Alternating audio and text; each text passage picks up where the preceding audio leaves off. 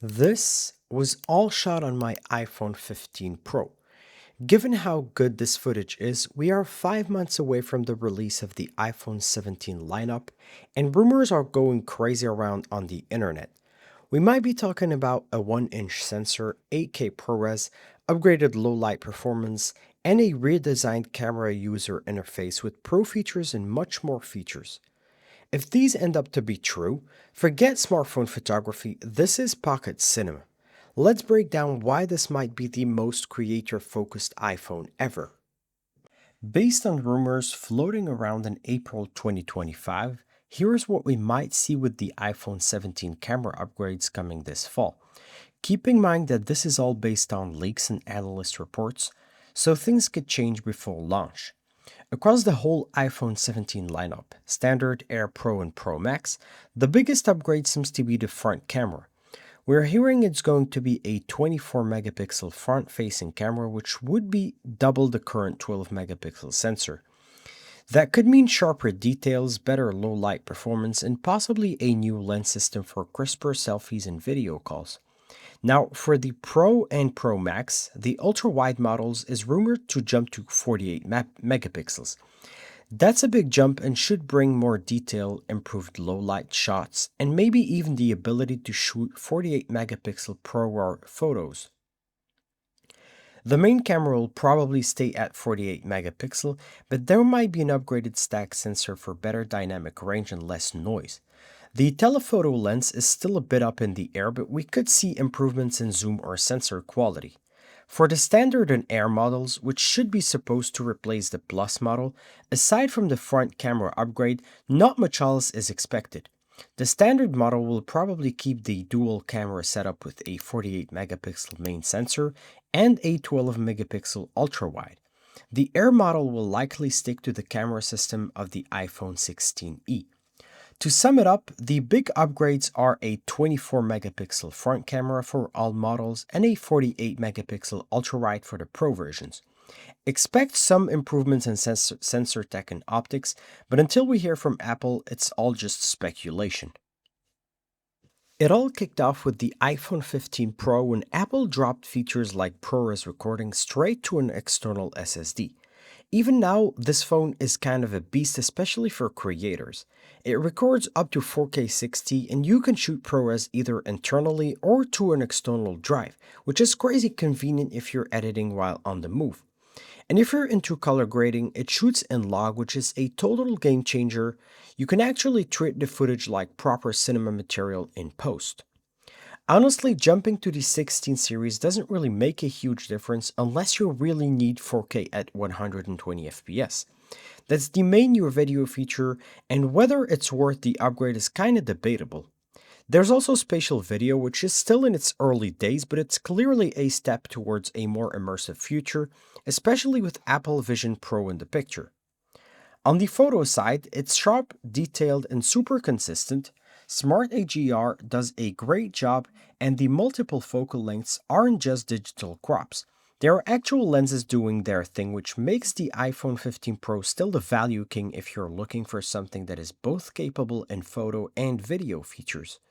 For anyone doing run and gun, YouTube travel, or social content, this is basically a full rig that fits into your pocket, and honestly, I think that's more than enough without needing to carry extra gear on your trip.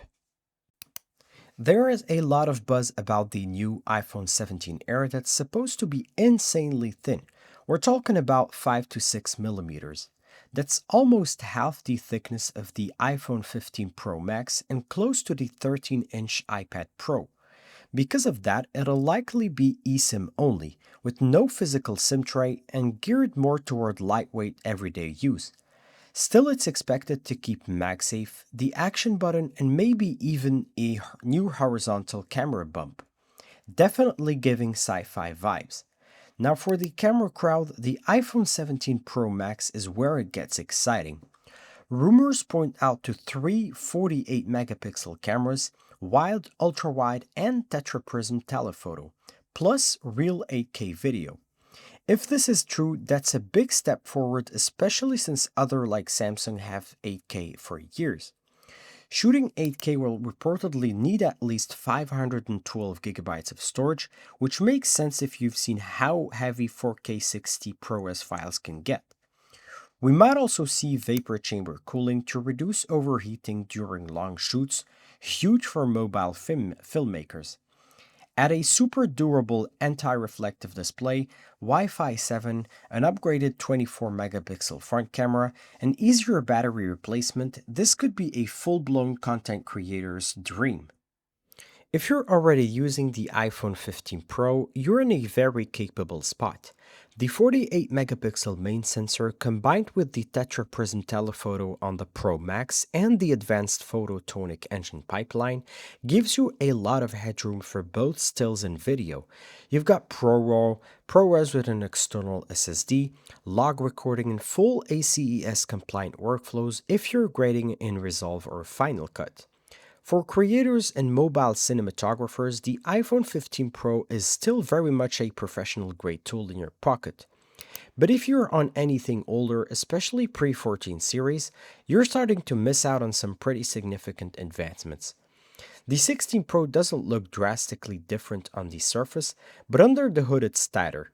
The updated image signal processor paired with the A17 Pro chip brings better tone mapping, reduced highlight clipping, and improved noise performance in low light.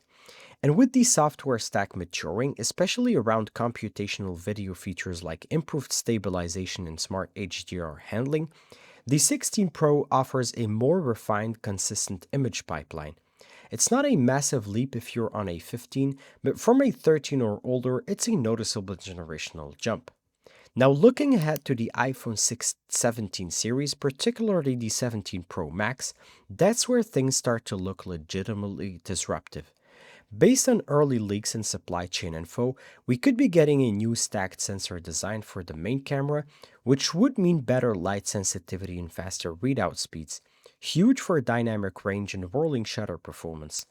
The periscope lens could get a bump in optical zoom range or aperture, and there is talk for even more granular control for computational photography, possibly letting users dial in tone mapping or even disable certain smart features. If even half of that turns out to be true, we could be looking at the biggest leap in iPhone imaging since they introduced the LiDAR scanner or went triple lens.